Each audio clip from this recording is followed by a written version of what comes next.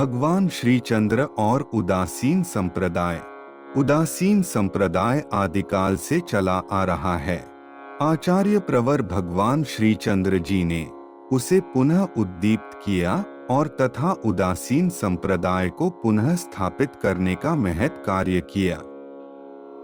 संसार में मोह, माया, अहंकार आदि के प्रभाव से जब यह परम पुनीत संप्रदाय समय के प्रभाव से अप्रभावी होने लगा था, तभी स्वयं भगवान शंकर ने भगवान श्री चंद्र के रूप में श्री गुरु नानक देव जी के घर अवतरित होकर इस दैवीय मत को चेतना प्रदान कर सजग किया और एक बार फिर इसकी डगमगाती व्यवस्था को धुनों की परंपरा में बांधकर सुव्यवस्थित किया।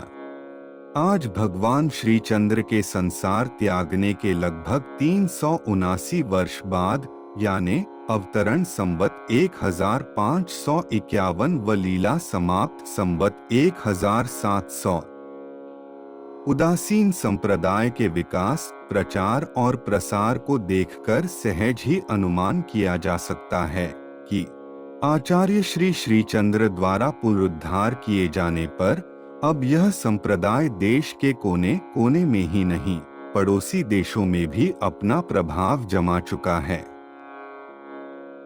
भगवान श्री चंद्र जी की उपस्थिति में जो मंडलपतियों का चुनाव हुआ था, भगवान ने स्वयं इसके भावी विकास के लिए जो आशीर्वाद दिया था, वह लोकतांत्रिक व्यवस्था और संप्रदाय का सहज प्रसार आज दिन दूनी रात चौगुनी तरक्की कर रहा है।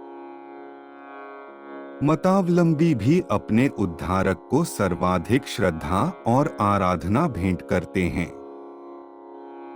प्रत्येक उदासीन धाम आज भगवान श्री चंद्र जी का उपासक है। उनकी मंजुल मूर्ति प्रत्येक धाम की शोभा है और प्रत्येक उदासीन साधु उसके सम्मुख शीश झुकाता है। प्रत्येक उदासीन आश्रम में आचार्य श्री चंद्र जी की मूर्ति विद्यमान रहती है। सेवक श्रद्धालु सवेरे व शाम भगवान के आरती वंदन में सम्मिलित होकर भगवान का यशोगान करते हैं। वर्तमान उदासीन संप्रदाय वह चाहे आदिकाल से ही चला आ रहा हो, भगवान श्री चंद्र जी का इतना अधिक ऋणी है कि आज भगवान की सत्ता की अनुपस्थिति में शायद अपने को शून्यवत ही पाएगा। भगवान श्री चंद्र ने उदासीन संप्रदाय को आकार दिया, इसके बिखराव को संगठन कर अपनी दिव्य शक्तियों से इसे ज्योतिर्मान किया। सृष्टि का उदय काल सतयुग था। त्रेता और द्वापर युगों में श्री राम और श्री कृष्ण भगवद अवतारों ने बार बार अनीति और अनाचरण पर विजय प्राप्त की। कलयुग की विकरालता में परित्राणाय साधूनाम विनाशाय च दुष्कृताम के तथ्य को सत्य प्रमाणित करने के लिए स्वयं भगवान शंकर को श्रीचंद्र जी के रूप में एवं सनकादि कुमारों को 4 सर्वप्रथम मंडलपतियों के रूप में अवतरित होना पड़ा और उन्होंने संयम, सदाचार, सद्व्यवहार तथा सदोपासना का खुला प्रचार करके जनमानस में वितराग के बीज वपन करने का सत्कार्य संपन्न किया। कलयुग में ये ही भाव निर्वाण के द्योतक हैं। यह बताने और सिखाने के लिए आचार्य श्रीचंद्र जी ने अपने ब्रह्मचर्यमय जीवन को लोकमानस का आदर्श बनाया। अपनी निजी आवश्यकताओं के पूर्ण त्याग द्वारा आचार्य प्रवर ने उदासीनों में निर्मोह, वैराग्य और अनासक्ति के भावों को स्थापित किया है।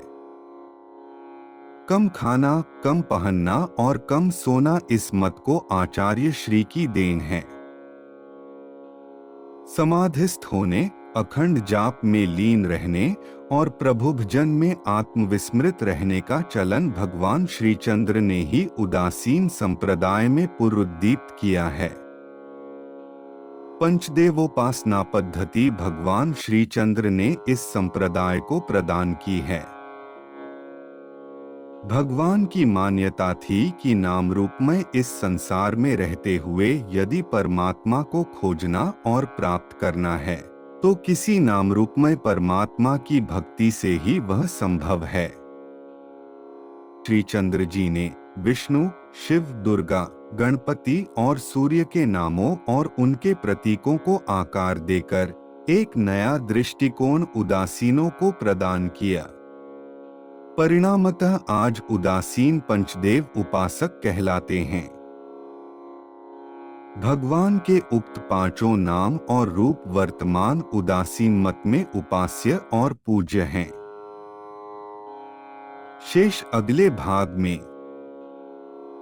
जय श्री चंद्र हरे।